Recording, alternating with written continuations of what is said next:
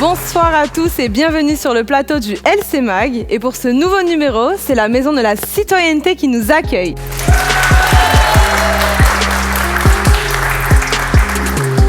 Pour présenter cette nouvelle édition à mes côtés, Loïs. Bonjour ou bonsoir, tout dépend de l'heure à laquelle vous regardez cette émission.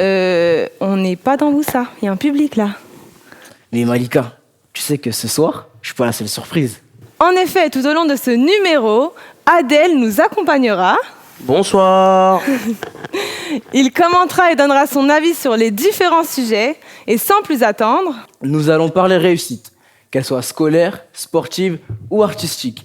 Nous verrons quel regard portent les jeunes sur cette question et ce qu'ils espèrent pour leur avenir. Il y aura aussi des interviews réalisées par les jeunes du LC Mag. Et puis nous tenterons de répondre à cette question.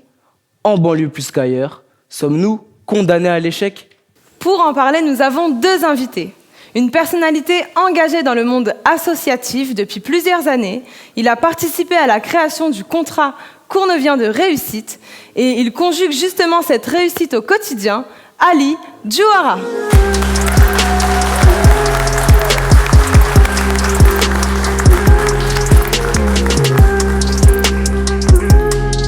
Bonsoir Ali. Bonsoir. Tout d'abord, merci d'avoir accepté notre invitation ce soir. Merci à vous. Et dites-nous ce qui vous a poussé à œuvrer dans le monde associatif. Déjà, il y a à peu près 15 ans, en fait, très sincèrement, j'ai vu de la lumière en bas du mail, j'ai voulu entrer dans un local, j'ai rencontré pas mal de personnes qui m'ont expliqué ce qu'ils faisaient dans ce local, c'est-à-dire de l'aide aux devoirs. Et du coup, j'ai voulu y participer et aider un peu, puisque j'avais mes petits frères et sœurs qui prenaient part à l'ensemble des activités qui étaient proposées par l'association. Et du coup, j'ai commencé à m'y investir. Merci. Notre prochain invité est ancien danseur hip-hop. Il est scénariste, réalisateur de films à succès, Patient et La vie scolaire. Je vous demande d'accueillir Mehdi Idir.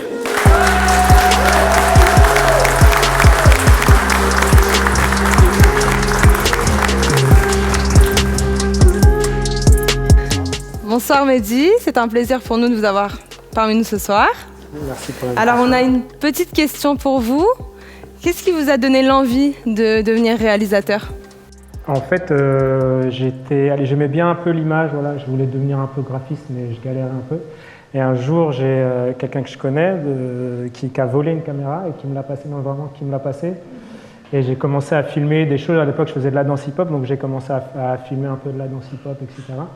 Et j'ai aimé ça, donc j'ai commencé à faire des montages sur la danse hip-hop. Et petit à petit, j'en suis venu à faire des clips, puis faire des pubs, puis faire de la télé, puis faire un film. Et en vrai, pour tout vous dire, la personne qui a volé cette caméra, c'est mon père, si on se parle franchement jusqu'au bout, parce que voilà, c'est mieux de dire la vérité jusqu'au bout. Voilà. Ok, merci papa alors. Merci papa, c'est grâce à mon père, vraiment. Alors avant d'entrer dans le vif du sujet, nous vous proposons de regarder quelques témoignages sur la réussite. Magnéto JP.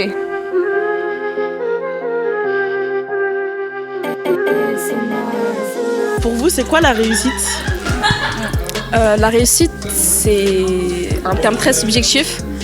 Donc chacun a sa propre définition, mais ce qui ressort en général, c'est l'épanouissement de soi et le bonheur à long terme.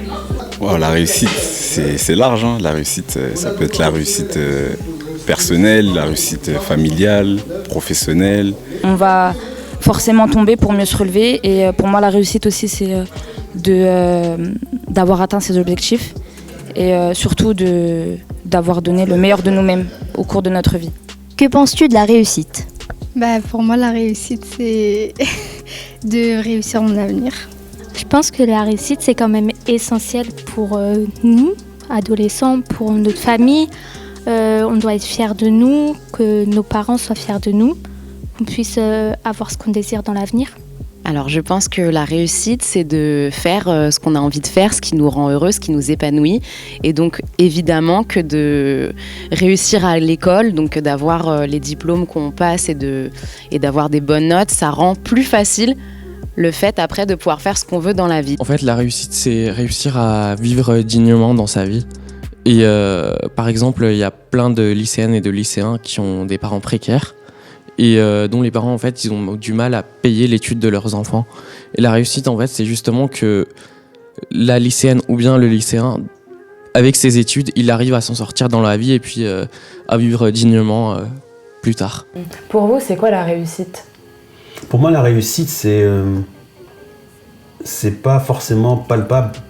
C'est pas une médaille ou j'ai fait ci, j'ai fait ça. Je crois la réussite, pour moi, c'est surtout le regard des gens, je dirais. Le regard de sa famille, de ses proches.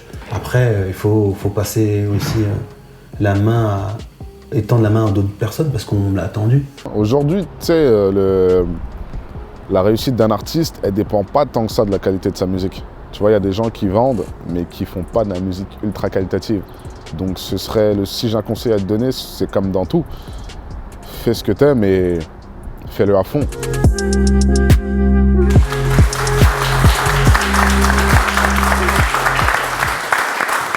Comme on l'a vu dans la vidéo, la réussite est une problématique dont on parle beaucoup en banlieue ces derniers temps. Pensez-vous que c'est une priorité d'en parler? Pour moi, la réussite, bien évidemment, il faut en parler. Après, avant d'en parler, il faut savoir la définir. Donc pour moi, elle est surtout de deux ordres. C'est un peu comme tout ce qui a été dit dans la vidéo. D'un côté, on a la réussite qui se veut scolaire, sociale, professionnelle et tout ce que ça englobe. Et de l'autre côté, on a la réussite qui est liée qui est propre à une personne. C'est-à-dire, pour moi, elle est plus basée sur l'épanouissement, sur assumer ses choix, avancer, réussir, s'élever. Et voilà, pour moi, je la définis comme étant l'épanouissement personnel.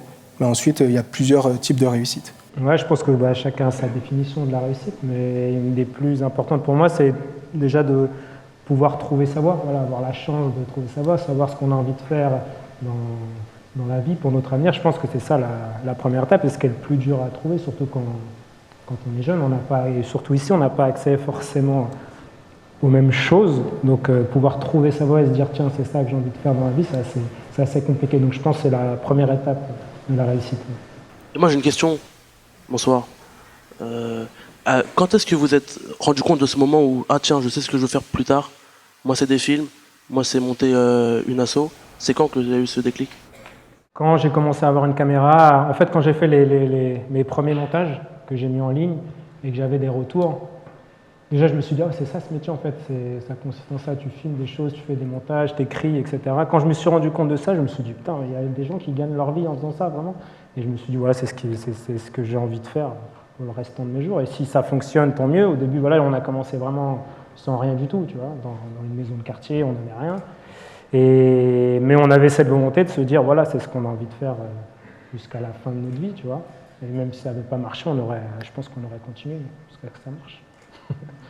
Dans la rubrique qui va suivre, vous les connaissez déjà. Ce sont des génies de l'humour, des pros de la comédie. Et en plus de ça, ce sont les stars du LC Mike. Je crois qu'on a compris que c'était tes potes. Et ce soir, ils vont nous présenter une vidéo humoristique dans laquelle ils nous donnent une définition du sujet. Magnéto JP.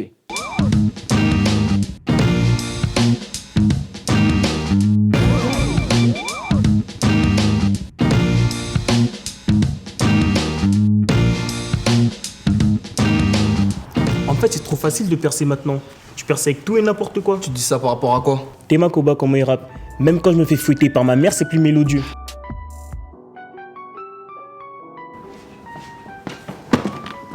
Wesh. Je me rappelle, je faisais rien, j'étais tranquillement dans ma chambre. Je sais pas qui a volé le dernier morceau de poulet. Tu continues à me frapper, c'est pas marrant, je vais fuguer. Oh! Eh, tu dis n'importe quoi. T'es plein de bêtises. Je dis n'importe quoi, vous verrez quand j'aurai mon Grammy. Non, en vrai, moi, je serais cascadeur. Comme les deux mecs qui se battent là sur la vidéo. Attendez, je vous montre.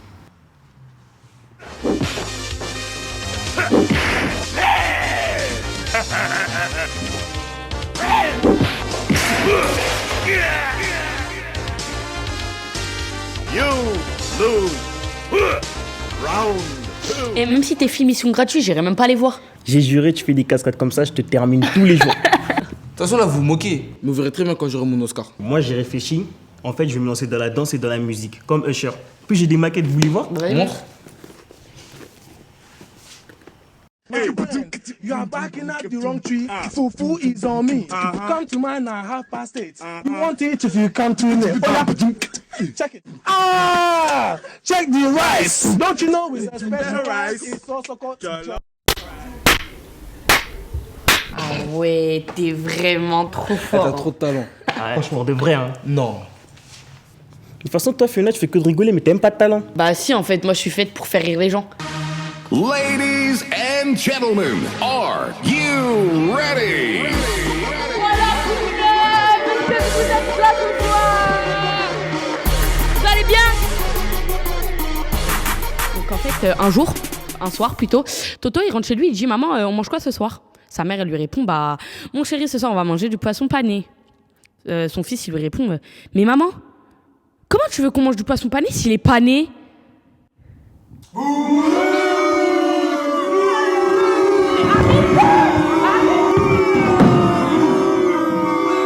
Je vais faire un carton. Vas-y, va ranger des cartons.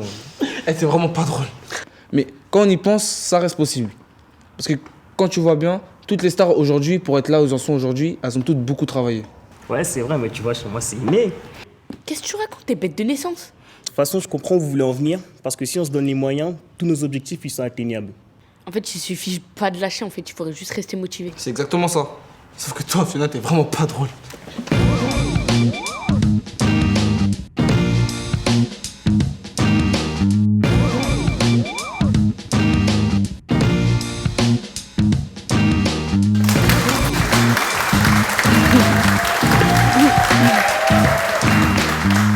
Alors bravo Oussa, c'est toujours un plaisir de vous accueillir sur notre plateau du LC Mag. Je vois qu'il y a une nouvelle recrue, présente-toi. Donc, bonsoir à tous, je m'appelle Fiona, j'ai 15 ans. En fait, je veux devenir actrice, donc on m'a proposé de faire une vidéo pour le LC Mag. J'ai testé et j'ai apprécié, donc me voilà ici ce soir. Mehdi, Ali, comment réagissez-vous à cette vidéo? Non, bravo. Du coup, vous voulez faire ça, vous voulez tous les trois être acteurs, c'est ça? Ouais, c'est... Par exemple, aujourd'hui, on vous présente cette vidéo, mais on a fait quand même pas mal aux émissions précédentes. Que dans les émissions ou pour vous, vous avez votre... Même en dehors des émissions, on en a présenté pas mal. Cool, bah bravo. Leur question, je traduis, à quand un rôle? Dès que j'ai écrit un film, voilà. Là, on est en écriture, donc ça ne va pas être tout de suite, je vous avoue. Mais ouais, pourquoi pas. Ça arrive, mes frères. Je crois que Oussa a des questions pour nos invités. Je vous en prie. Donc, au point où vous en êtes, est-ce que vous estimez avoir réussi? Je pense que c'est toujours une histoire de court terme ou moyen terme. À court terme, on vient de sortir un film qui a plutôt très bien fonctionné, donc d'un point de vue réussi, moins dans le travail, j'entends. Ouais, je suis assez content, mais en fait, même quand un film qui sort, c'est tellement de travail, c'est tellement de pression, c'est 2 ans de travail, et tu es jugé en 1 semaine, tu sais, si même pas en 2 jours, tu sais si ton film va marcher ou pas. Donc, pour pallier à ce truc-là et pas être focus, tu vois, juste sur ce projet, on se met tout de suite sur un autre projet. C'est-à-dire que quand on est en montage, on commence déjà à écrire un autre projet, et là, ça fait déjà 3-4 mois qu'on écrit une série. Donc, en fait, finalement, quand le film sort, toi, tu es déjà sur un autre projet qui te prend beaucoup de temps. Donc en vrai, tu n'as pas le temps de te focaliser sur est-ce que ça a marché, est-ce qu'on a fait des entrées, est-ce qu'on a eu des bons retours. Voilà, je suis plutôt content parce qu'on a commencé entre potes, tu vois, on était 3 à la base et on est encore ensemble, tu vois, avec Fabien avec qui je réalise et Jean-Rachid qui est notre producteur, tu vois, on a commencé vraiment ensemble il y a 15-16 ans et encore là, on est encore ensemble, on a créé notre boîte ensemble, on continue à travailler ensemble. Donc ça, c'est le truc dont je suis le plus fier. Après, le reste, voilà, ça, une carrière, ça se fait sur le long terme. Donc, jamais je me dis, ok, c'est bon, j'ai réussi, ça y est, je suis tranquille. Non, il faut tout le temps. Mais ça peut être une réussite personnelle alors? Ouais, voilà, honnêtement, ouais, c'est personnel. Et c'est surtout, effectivement, ce qu'on disait tout à l'heure dans la vidéo, c'est plus par rapport aux proches, tu vois. Tu vois, je sais que ma mère ou mes proches, quand j'ai dit je vais me lancer là-dedans, ils ont un peu flippé, tu vois. Je pense que c'est un peu pareil pour vous. Si vous dites à vos parents, je vais faire ça dans ma vie, ils ont un peu flippé. Là, maintenant, avec les films, ils se sont dit, ok, c'est bon, ça va, on le laisse tranquille, tu vois. Mais ça a mis du temps, tu vois. Ça a mis plus de 10 ans, tu vois. Donc, c'est plus pour les proches, ouais, effectivement. Mais après, sur le long terme, non, il y a encore beaucoup de travail. Ça se fait sur la longueur, je pense. C'est une course de fond, c'est pas un sprint. On vous souhaite bon courage, en tout cas. Merci. Ali? Moi, d'un point de vue personnel, j'ai envie de dire que ça va, c'est pas mal.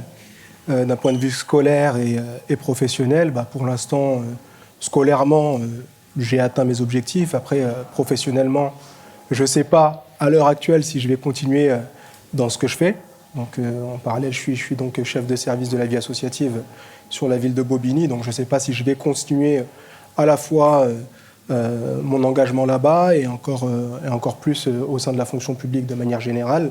Mais voilà, je pense que après, voilà, comme on l'a dit tout à l'heure dans la vidéo, la réussite, ça veut tout et rien dire. Pour moi, c'est est-ce qu'on s'épanouit dans la vie ou pas. Et moi, aujourd'hui, je pense que voilà, à travers les engagements qu'on porte, parce que je ne suis pas tout seul dans l'association, on est quand même beaucoup, à travers les engagements qu'on porte, à travers le sens qu'on donne à ces engagements-là, on peut dire que voilà, on est plutôt satisfait par rapport au fait que voilà, on accompagne un certain nombre de personnes, un certain nombre de familles, on travaille et on met vraiment beaucoup de cœur à ce qu'on fait. Et moi, je pense que voilà, sur ce point-là, en tout cas, si on n'a pas réussi, on est en bon chemin. Selon vous, la perception de réussite, elle varie en fonction de l'environnement ou de l'âge ou même de l'entourage. Par exemple, pour une personne qui est née dans des conditions aisées, est-ce que vous pensez qu'elle aura la même perception de la réussite qu'une personne qui a une vie un peu plus modeste? Ouais, je pense que c'est possible. C'est un épanouissement personnel. Donc, est-ce que tu vas trouver les choses qui font que dans ta vie, tu es épanoui, que tu sois dans le 16e ou à Saint-Denis ou à la Côte, c'est pareil pour moi. Tu vois, c'est ce que tu vas trouver dans ta vie, quels sont les chemins que tu vas pouvoir parcourir qui vont te mener à ce qui te rend heureux. Donc pour moi, c'est vrai. Après, effectivement, tu peux avoir plus de chance. Moi, je connais des mecs qui ont vécu dans le 16e, qui sont blindés, qui ont toujours été blindés, et qui sont malheureux dans la vie, tu vois, et qui n'ont pas réussi. Donc sur la réussite, en tout cas, je pense que ça n'a pas forcément lien. Après, tu as accès à plus de choses. Ça dépend de ce que tu veux faire, en fait. Vraiment. J'aimerais juste savoir, en rejoignant un peu sa question, c'est pour vous, qu'est-ce que la réussite, en fait? Pour vous, votre définition de la réussite? Dans la société dans laquelle on est aujourd'hui, avec les réseaux sociaux, le buzz, le voyeurisme, etc., moi, je ne crois pas qu'aujourd'hui, la réussite se définisse dans ça. Elle se définisse plutôt dans l'épanouissement et cette conscience, j'ai envie de dire, qu'on a intérieurement sur ces valeurs. Est-ce qu'on a respecté les valeurs qu'on nous a inculquées, qu'on nous a transmises? Est-ce qu'on est en cohérence avec ce qu'on a envie d'être?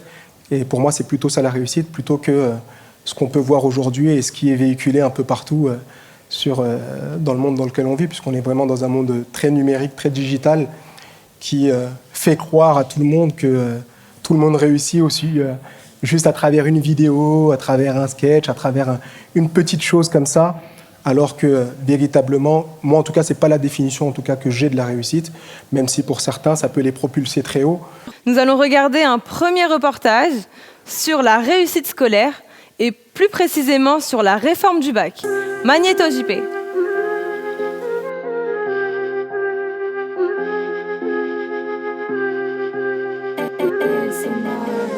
Le nouveau bac qui commence cette année pour les classes de première est quand même assez différent de ce qui existait auparavant. C'est quoi la nouvelle réforme en fait pour toi?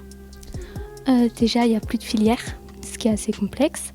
On a une partie qui est notée sur notre contrôle continu, donc ce qu'on fait toute l'année en fait. Et on n'a plus les mêmes épreuves en première et en terminale. Penses-tu que les lycéens ont plus de chances de réussir avec la nouvelle réforme ou avec l'ancienne réforme? Avec l'ancien système, on avait beaucoup plus de chances par rapport au fait qu'on passe des filières aux spécialités. Il y a beaucoup de lycées où il n'y aura pas toutes les spécialités qui seront proposées. Par exemple, dans les lycées parisiennes, parmi les 12 spécialités, il y aura les 12 qui seront proposées dans les lycées de banlieue. Parmi les 12 spécialités au choix, il n'y en a que 8 ou 9 qui seront proposées. Mais si on va dans les lycées ruraux, on n'aura plus que 3 ou 4 spécialités proposées en fait. Et du coup, on n'aura plus le choix de ce qu'on voudra faire plus tard. Je pense mieux réussir avec l'ancienne réforme. Parce que cette réforme, déjà, on est désavantagé pour le post-bac. Comme on est noté sur du continu, les Parisiens, les quartiers riches, tout ça de Paris sont beaucoup plus avantagés. Avant, les sujets étaient proposés nationalement. Une lycéenne du 93 allait avoir les mêmes sujets qu'une lycéenne ou un lycéen de Paris. En fait, avec la nouvelle réforme, les sujets en fait seront locaux. C'est-à-dire, une personne qui passe son bac à Marseille ou bien à Lille n'aura pas le même sujet.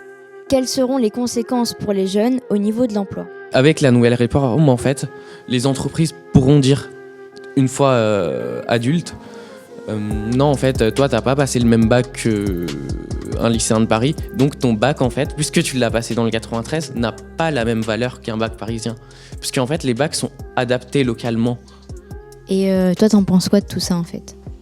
En fait, tout ça, c'est un projet de société. Chacun pour soi, en fait. Et on fait disparaître, en fait, les chances de réussir des lycéennes et lycéens qui viennent de milieux populaires. Je pense que l'équipe enseignante est plutôt jeune, dynamique, motivée, a envie de bien faire. Voilà. Tout à fait, madame. Merci. Et que donc je pense qu'on met tout en place pour que ça se passe le mieux possible malgré les difficultés que connaît le territoire et connaît la ville de la Courneuve. Et d'ailleurs, le lycée Jacques Brel est toujours plutôt bien placé au classement des lycées avec la meilleure plus-value. Donc c'est la preuve que malgré les difficultés, on arrive quand même à emmener nos étudiants vers la réussite. Merci. C'est tout pour nous.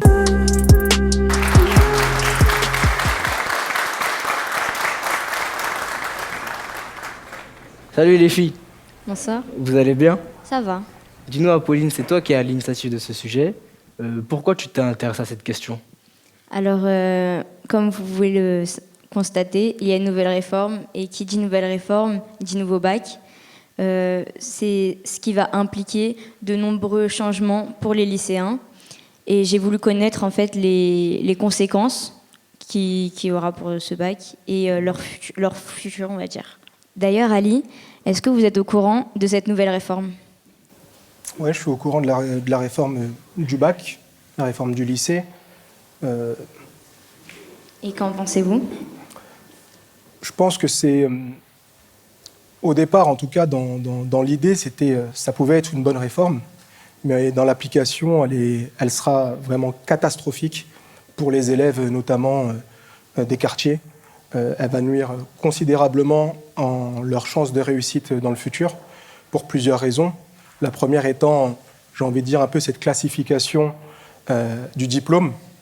J'ai envie de dire aussi, je vais être peut-être méchant, hein, mais pour moi, il y a déjà qu'elle existait avant, mais elle va être accentuée par ce nouveau bac, une certaine forme de ségrégation scolaire qui forcément va impacter considérablement le devenir de beaucoup de jeunes, parce que après le bac en soi, c'est une étape, mais l'après va être très très très compliqué.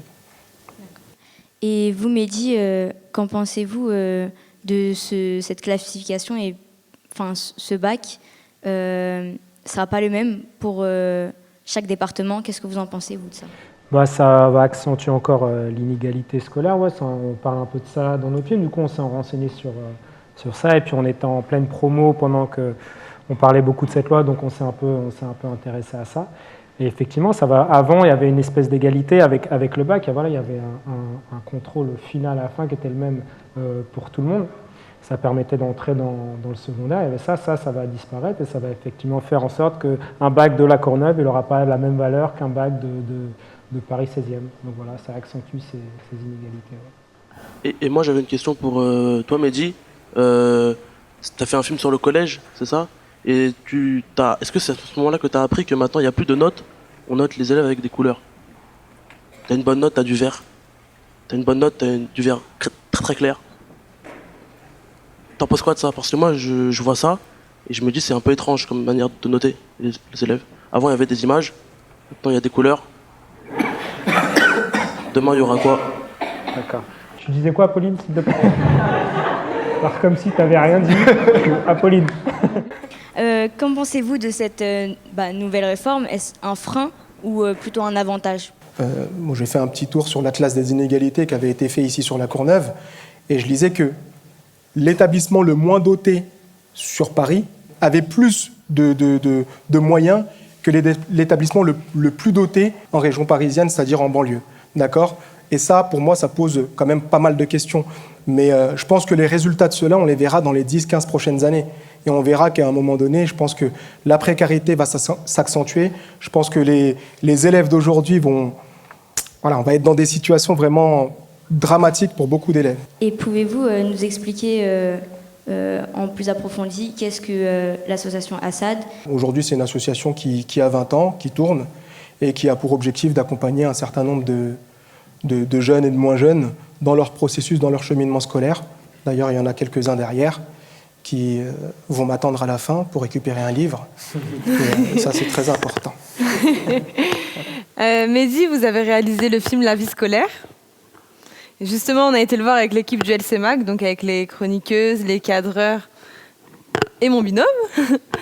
Et pour ceux qui ne l'ont pas vu, dommage, vous allez les spoiler, mais on aimerait bien que vous nous expliquiez un peu de quoi ça parle.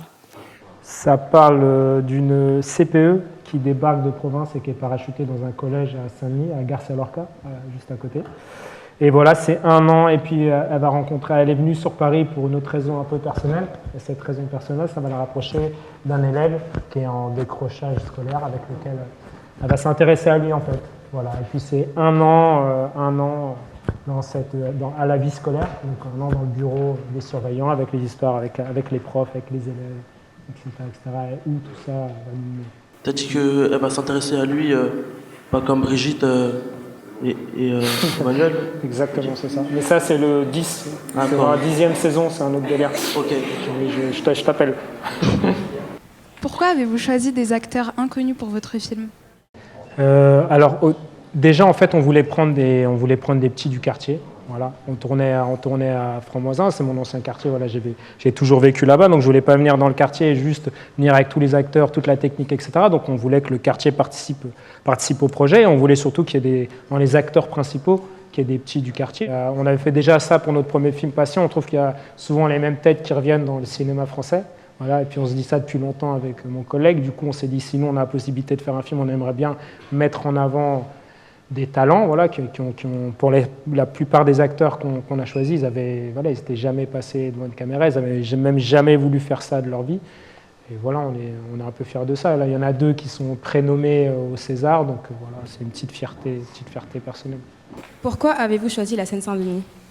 Parce qu'avec Fabien, on est tous les 2 de Saint-Denis, en fait. Voilà. Et puis déjà, on voulait parler de ce qu'on connaissait.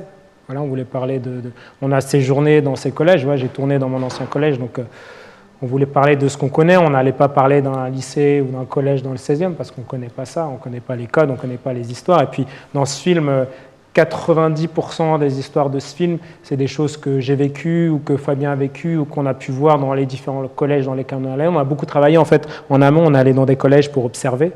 Voilà, et puis on a récolté pas mal d'histoires, on a observé pas mal de choses, on a parlé avec beaucoup de gens. Et ça ne pouvait pas se passer ailleurs. Et puis au début, on ne savait pas trop si on allait avoir l'autorisation de tourner à Garcia-Lorca. Et finalement, on l'a eu, c'était parfait. Et puis quand tu te projettes comme ça, quand tu écris un film, tu t'imagines tout de suite les lieux, tu t'imagines tout de suite les personnages. Et dans nos têtes, ça se passait tout de suite à Garcia-Lorca et à Franc-Moisin. Du coup, on a réussi à tourner là-bas. Donc, selon vous, Mehdi, en quoi l'inégalité des chances entraîne-t-elle l'échec scolaire ? On n'a effectivement pas les mêmes chances que les autres. Donc, moi, en fait, ma mère, elle m'a toujours dit ça. Elle m'a toujours dit, faut que tu travailles, quoi que tu fasses, il faudra que tu travailles beaucoup plus que les autres. Et même quand j'ai commencé la réalisation, je le sentais qu'on ne me considérait pas comme les autres. Donc, j'ai effectivement dû travailler beaucoup plus que les autres pour arriver à ça. Mais il faut juste... c'est triste, c'est comme ça. Et il faut savoir, il faut savoir conjuguer avec ce qui se passe dans notre société, avec ce qu'on a entre les mains. On est obligé de toute façon. Et ça se passe à plein de niveaux et ça changera, je pense, petit à petit, au fur et à mesure où des gens un peu comme nous vont accéder à des postes. Et là, je pense que dans certains secteurs, à petite échelle, là, ça pourra changer. Vous voyez, comme ce monsieur, comme nous aussi. Voilà, la première chose qu'on s'est dit quand on est arrivé, c'est on va faire l'inverse, nous, on va donner sa chance à tout le monde. Donc voilà, on a ouvert le casting, ou même dans les techniciens, etc., on a ouvert le truc pour se dire, mais ça passera, ça peut prendre énormément de temps. Ali, ça m'intéresserait d'avoir votre avis sur la question. Moi, je pense que de toute façon, l'égalité des chances, ça part d'un constat qu'il n'y a pas d'égalité entre les élèves, entre les enfants de la République à l'école.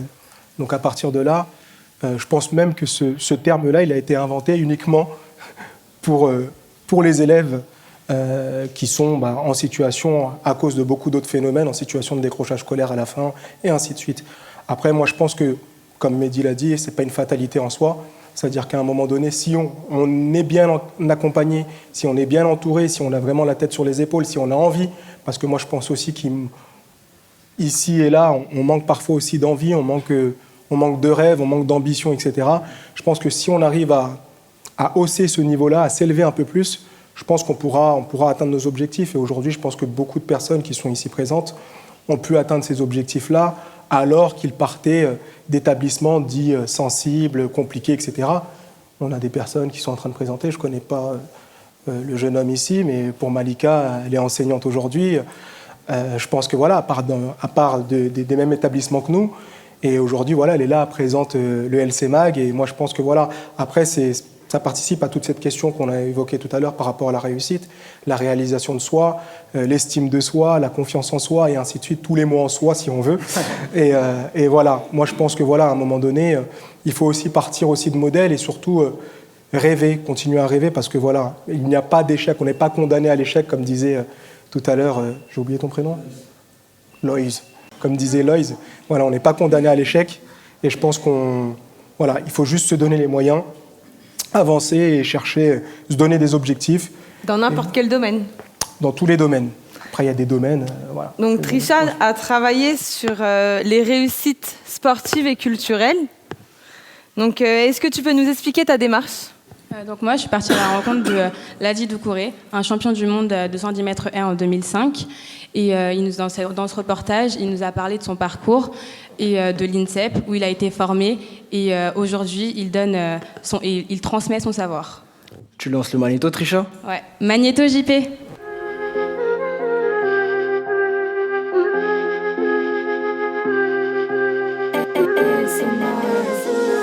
Bonjour Ladi Doucouré. Bonjour. Je suis très contente de vous rencontrer aujourd'hui pour cette interview. Donc déjà, pourquoi avez-vous choisi de faire carrière dans l'athlétisme, plus précisément le 110 mètres haies ? J'ai pas forcément choisi de faire carrière dans l'athlétisme, je voulais faire du foot et comme tous les gamins et les copains.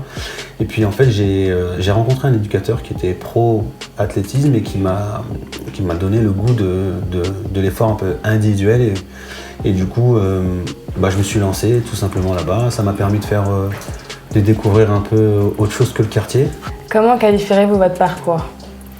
Moi je dirais que mon parcours il a commencé crescendo, tout doucement en fait. Ouais. J'étais pas forcément le meilleur, le plus rapide, le plus assidu et en fait j'ai appris à me connaître, j'ai appris à être assidu tout simplement, à travailler et puis en fait j'ai progressé individuellement et au fur et à mesure du temps j'ai pris confiance en moi et puis j'ai fait ce que j'avais à faire. Est-ce que le fait d'être issu de la banlieue a été un frein pour vous dans votre carrière ? On va dire, par exemple, tu es issu de la banlieue, tu travailles sur Paris, c'est une galère, pourquoi ? On va dire, je vais pas m'arrêter à transport, il va arriver en retard, ok. Sauf que tu arrives à l'heure, et le fait d'arriver à l'heure, en fait, tu es tout de suite dans le game, tu es tout de suite dans le travail, tu fais ci, tu fais ça, parce qu'en fait, tu dois doubler d'efforts. Et cet inconvénient, il devient une force, parce qu'en fait, tu sais pourquoi tu as fait le chemin du RER, tu vois. C'est ça en fait. À un moment, ça dépend où tu mets le problème, le frein. Les Indiens, ils viennent de l'étranger. Qu'est-ce qu'on va dire, non ? Ils viennent de l'étranger, ils lâchent leur famille. Comme je dirais mes parents. Nos parents, ils viennent de Pologne, ils viennent de loin, d'Asie, ils viennent d'Afrique, ils font tout pour qu'on soit bien. Et nous, sous prétexte qu'on a 30 minutes, je sais pas. Je dirais, on respecte pas ce qu'ils ont fait, quoi. Ils ont quitté plus que nous. Nous, on quitte quoi ? Notre quartier. Donc à un moment, tu te dis, attends, c'est un problème, mais c'est une force, parce que derrière, eux, ils ont fait ça pour toi. Au vu de votre palmarès, quel conseil donneriez-vous à un jeune qui souhaite réussir dans le milieu sportif ? Après, c'est délicat de donner un conseil ou des conseils, c'est juste... Regardez, vous pouvez avoir plein d'exemples de réussite, mais en fait, ça dépend où tu mets la réussite, c'est quoi. Dans le sport, tu as un champion, tu as un deuxième, un troisième, il y a un classement, tout le monde ne peut pas être premier. Par contre, à avoir la sensation de progresser, d'avoir gagné, d'avoir progressé, ça, c'est donné à tout le monde. Ça, c'est donné à tout le monde. Donc le conseil, c'est que, si je pouvais donner un conseil, ça serait essaye de progresser dans ce que tu sais faire. Et là, tu auras la sensation de toi avoir gagné. J'ai passé 18 ans de ma vie à être au centre national, à l'INSEP. Et en fait, l'INSEP, c'est l'Institut national du sport et de l'éducation physique. Et on s'entraîne là-bas avec tous les sports olympiques, sauf le foot et le rugby. Et c'était génial pour moi. J'étais vraiment content de... Maintenant, je suis entraîneur là-bas. Hein. Je suis entraîneur, donc j'essaie de passer le flambeau. Mais c'est un très très bel outil. Et je crois que la plupart des Français ne sont pas au courant de ce qui se passe. On donne notre vie au sport. Ouais. Comme certains partent c'est un entraînement des jeunes ou ça commence à 10 ans.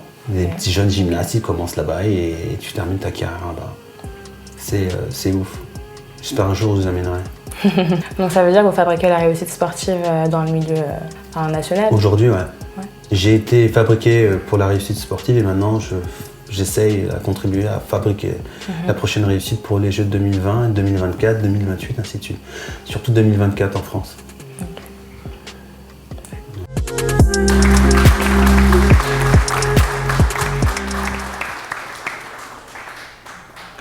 J'ai une question pour vous, Ali. Dans mon reportage, on parle de réussite sportive. Donc, est-ce que la réussite sportive passe forcément par la réussite scolaire? Très sincèrement, je ne connais pas le domaine de la réussite sportive, donc je pourrais pas en dire davantage.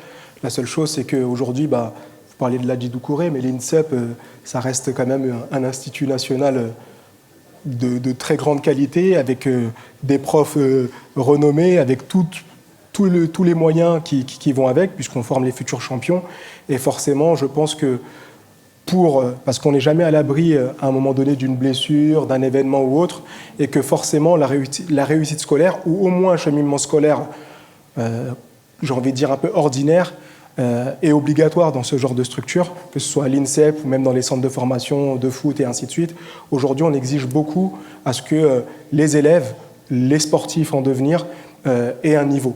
Et un niveau scolaire. En tout cas, on cherche à faire en sorte qu'ils aient un niveau scolaire. Pour cela, on met énormément de moyens autour d'eux. Et pour moi, c'est pas que ça va forcément avec la réussite sportive, mais je pense que si on n'arrive pas à respecter un certain nombre de consignes dans le sport, ça va être à l'école du moins, ça va être très difficile de réussir dans le sport. Maintenant, après, il y a toujours des génies dans le sport qui réussissent sans même l'école, mais voilà, on n'est jamais à l'abri d'une blessure, d'un événement, d'un imprévu. Et je pense que l'école a toute sa place, même chez les sportifs. Est-ce une réussite pour vous de contribuer à l'accomplissement des jeunes?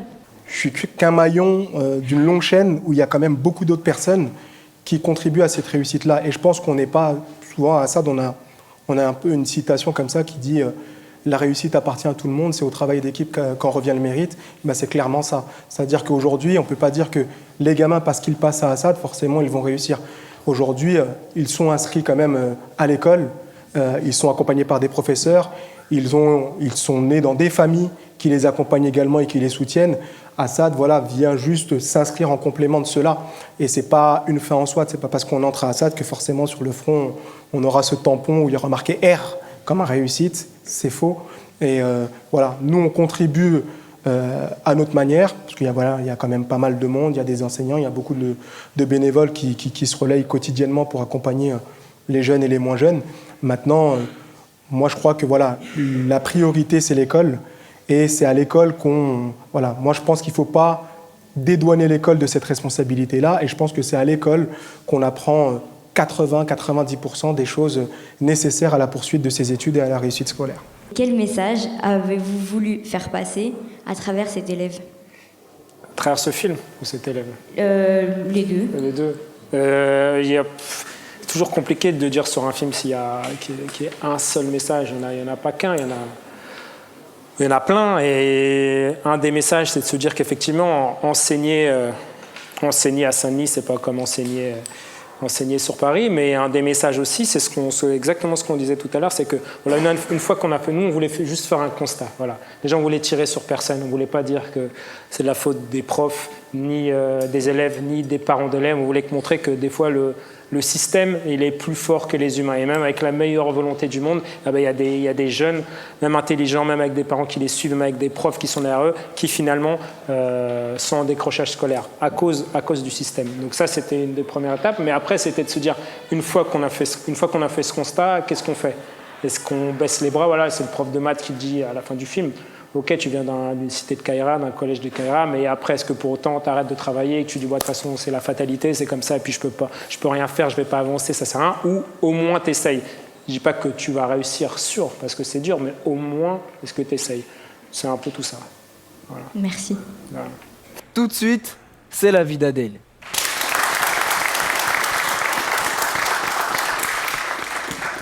C'est la vie, L'_AVIS, la vie d'Adèle. Voilà. Donc rebonsoir.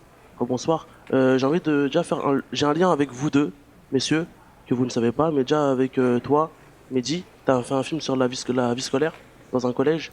Je suis surveillant dans un collège. Et tu as fait aussi patient dans un centre de rééducation. Et j'étais dans un centre de rééducation pendant 2 mois. Voilà. Donc nos destins sont liés. Fais gaffe à ton 3e film, Mehdi. Fais pas un film en prison. Pense à moi. Fais un film d'amour où un humoriste déchu rencontre Leila Bekti. J'ai son numéro si tu veux. Hein? J'ai son numéro si tu veux. Grave. Vas-y après.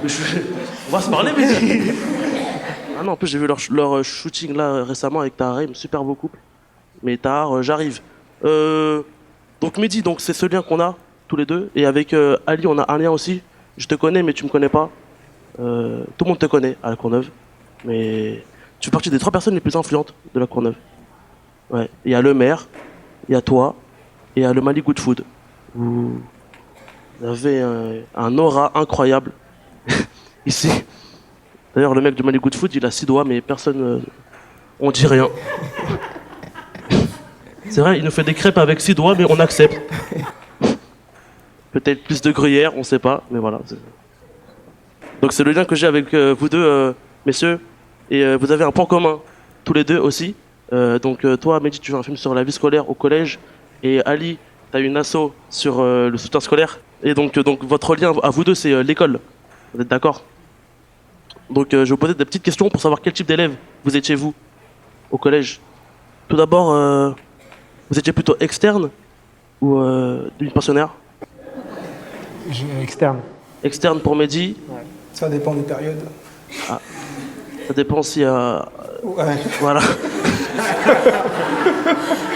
C'est honnête. Tranquille. Super. Et est-ce que vous étiez du style à avoir des œillets dans votre... Non. Vous savez ce que c'est des œillets? Personne ne sait ce que c'est. Il y a Un qu'une... stylo, une feuille, c'est tout. Voilà. Si, un œillet, je vois ce que c'est. C'est le truc rond pour... voilà, avec... Ouais. Bah, vous n'en avez pas? Non. Personne n'en avait. Non. Voilà. Sauf moi. Ok, cool. Et est-ce que vous prêtiez vos affaires des fois? Par exemple, un stylo? J'avais qu'un stylo, je ne pouvais pas le prêter. Tu vois. Sinon, j'étais en galère. D'accord. Un stylo, une feuille, je ne pouvais pas prêter mon matériel. Ah, c'est ouf. Parce que même quand tu le prêtais, des fois, tu disais pas, il s'appelle Reviens. Dans 5 minutes, non. Oh, putain, c'est triste, Mehdi. Hein. Là, tu dois avoir plein de stylos maintenant. Là, t'as percé maintenant. J'écris sur un ordinateur. J'ai jamais eu de stylo de ma vie. Ah, c'est ouf. Bah, félicitations à toi. Merci. Ali? C'est-à-dire Mec, j'ai oublié de... Il a décroché, c'était il y a une demi-heure, t'inquiète. Je vais la refaire. Est-ce que t'avais ton matériel à l'école? Toujours. Modèle?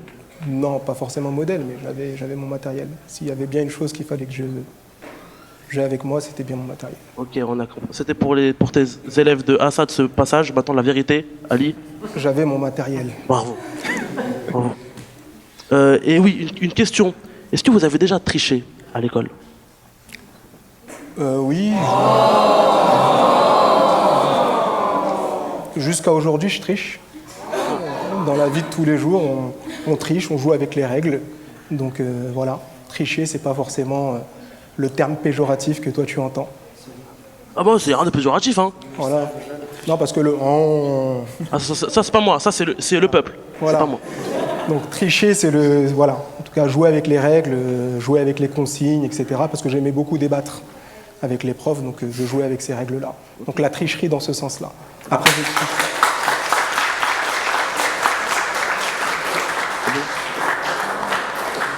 Et toi, Mehdi, tu trichais dans quel sens? Est-ce que je trichais? Je demandais des réponses de temps en temps. J'avais, ouais, je trichais. Non, je ne vais pas faire de mytho. Ah, ok.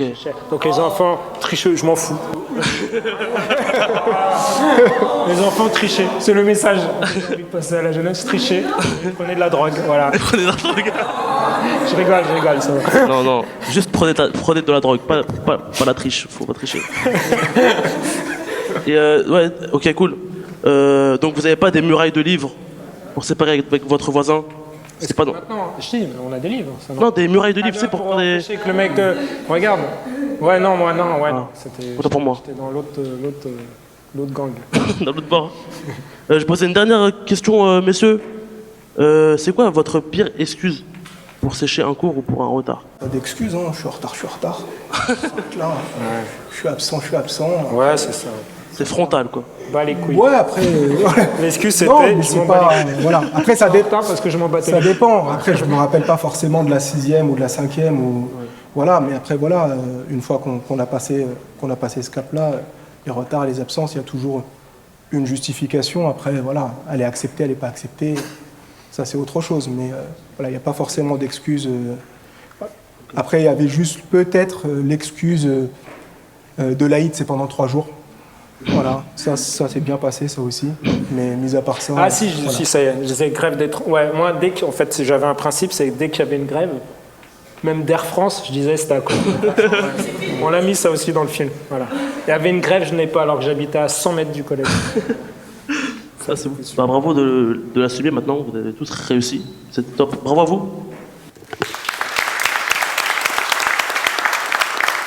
Merci Adèle. On peut l'applaudir bien fort.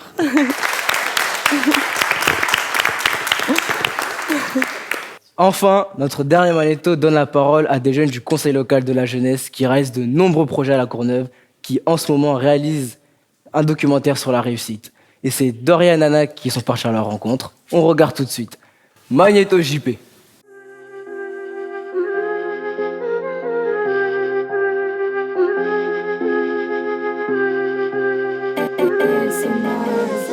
Bonjour, vous êtes membre du CLJ, mais en fait, qu'est-ce que le CLJ? En fait, le CLJ, c'est le Conseil local de la jeunesse. On est environ 30 jeunes, entre 18 et 25 ans. Donc, principalement, le CLJ, il crée des projets. En ce moment, on est sur un projet documentaire sur la réussite, mais auparavant, on a pu faire un projet humanitaire. C'est des jeunes en fait qui donnent de leur temps pour la ville et qui proposent plusieurs événements, plusieurs projets afin que la ville ait une bonne image en fait et donne une bonne image de la jeunesse. Des gens qui se connaissent, une bonne ambiance, tout ça c'est une mentalité. Quel message voulez-vous faire passer à travers ce documentaire? Le message qu'on cherche à faire passer, c'est que n'importe qui peut réussir en commençant très bas et que la réussite est accessible à tout le monde. Si on est vraiment déterminé à quelque chose et il ne faut pas se décourager en voyant les autres réussir et en se disant que c'est trop difficile pour nous, jeter l'éponge rapidement. Il faut vraiment se dire que si c'est ce qu'on veut vraiment faire, il faut le faire et s'accrocher coûte que coûte, ne pas abandonner et continuer sur cette lancée. Par rapport à déjà ce qu'on entend souvent de La Courneuve, on aimerait aussi donner une bonne image et dire que oui, des personnes réussissent et oui, des personnes arrivent à s'en sortir dans cette ville qui est riche. Avez-vous eu des difficultés à trouver des personnes qui ont réussi? Non, on n'avait aucune difficulté parce qu'il y a plein de personnes à La Courneuve qui ont réussi en quelque sorte. Il y a plein de personnes qui possèdent des commerces ou qui font des grandes études ou encore des célébrités qui viennent de La Courneuve. Donc non, on n'a pas eu de difficulté à trouver des gens qui ont réussi à La Courneuve. On aimerait déjà donner l'exemple de, on va dire, célébrités qui ont réussi et aussi des personnes dans la vie de tous les jours, donc des mamans, des familles, des jeunes étudiants, pour montrer aussi qu'il y a d'autres formes de réussite, il n'y a pas que la célébrité.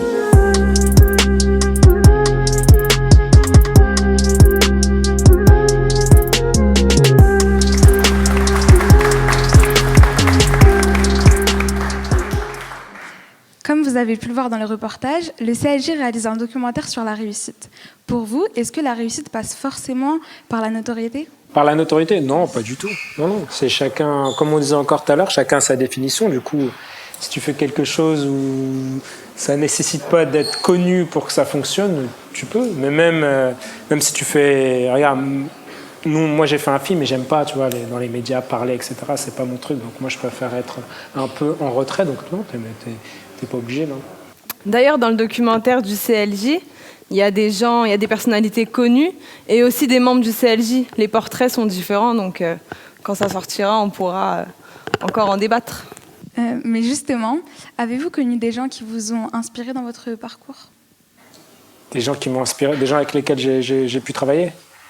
Ouais, honnêtement, tous les gens avec lesquels je travaille m'ont inspiré. C'est ça qui est cool quand tu es réalisateur comme ça, tu peux un peu choisir tes équipes, choisir les gens avec qui tu veux travailler. Donc il y a plein de gens que j'ai rencontrés il y a 15 ans avec lesquels on a tous un peu commencé et qui m'ont inspiré parce qu'on a commencé à vouloir faire ce qu'on a envie de faire dans notre art, chacun spécifique en même temps. Donc tu vois, c'est un peu construit ensemble. Il y a, je sais pas, Alban Ivanov, Grand Corps, Jean Rachid, notre producteur, Redouane Bougueraba, Soufiane Guérab, tout ça, c'est des gens que j'ai connus il y a 15 ans. On a un peu commencé ensemble, on s'est un peu poussé, c'est un espèce de collectif et eux m'ont beaucoup inspiré. Ouais. D'ailleurs, Ali, j'ai une question pour toi. Est-ce que réussir, c'est forcément réaliser ses rêves?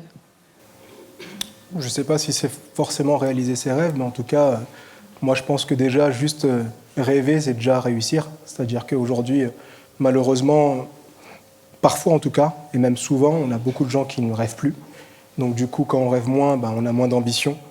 Et ça déjà, c'est une forme, j'ai pas envie de dire d'échec, mais c'est une forme d'absence, en tout cas de volonté de réussir. Du coup, elle est amoindrie.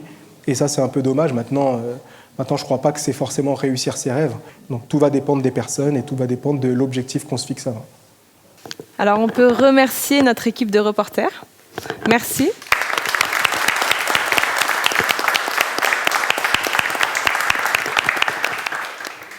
On termine avec la rubrique culture. Et ce soir, c'est un live musical. Elle nous a préparé un morceau. Sous vos applaudissements, je vous demande d'accueillir Butterfly.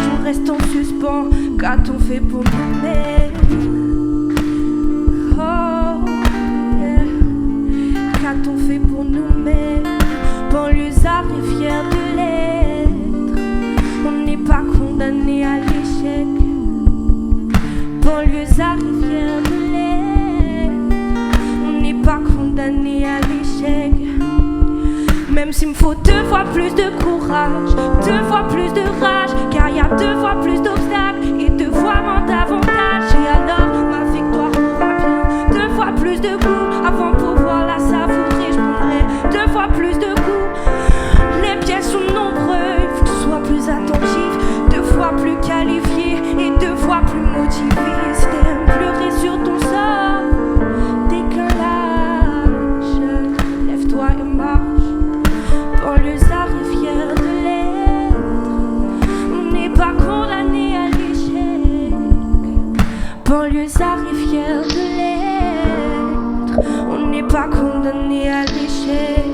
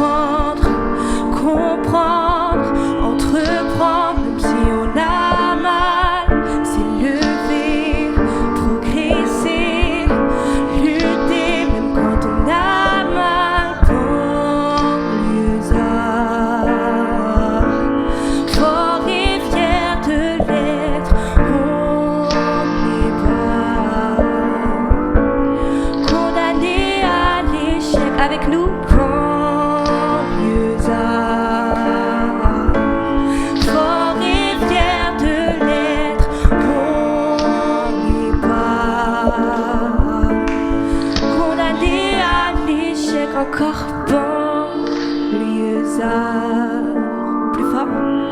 Fort et fier de l'être, on n'est pas condamné à l'échec. Condamné à l'échec, banlieusard. Fort et fier de l'être, on n'est pas condamné à l'échec.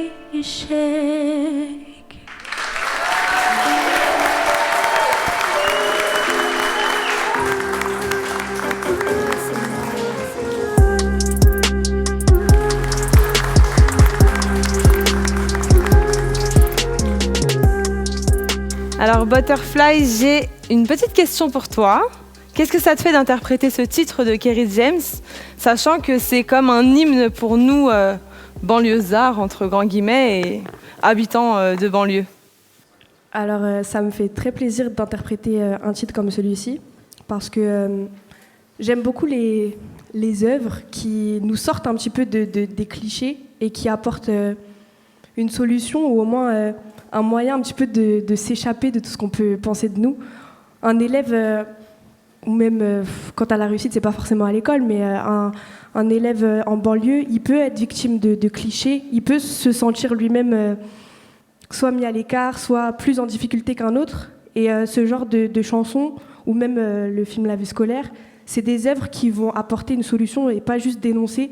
Ça dénonce, mais en même temps, ça apporte une nouvelle voie. Et je pense que c'est des œuvres qu'il faut continuer à faire vivre parce que ça permet d'ouvrir des portes et de redonner espoir, en fait, tout simplement. Donc je suis très contente de l'avoir interprété ce soir. Merci beaucoup. Merci.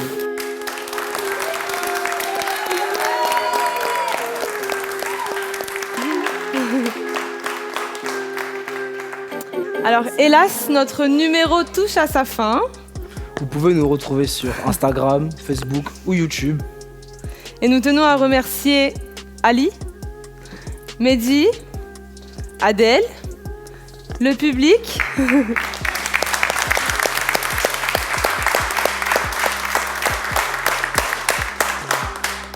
Nos chroniqueuses, nos cadreurs, bien sûr, la Maison de la Citoyenneté, le service jeunesse, le journal Regard et enfin la ville de La Courneuve. N'attendez pas qu'on vous donne la parole. Prenez-la.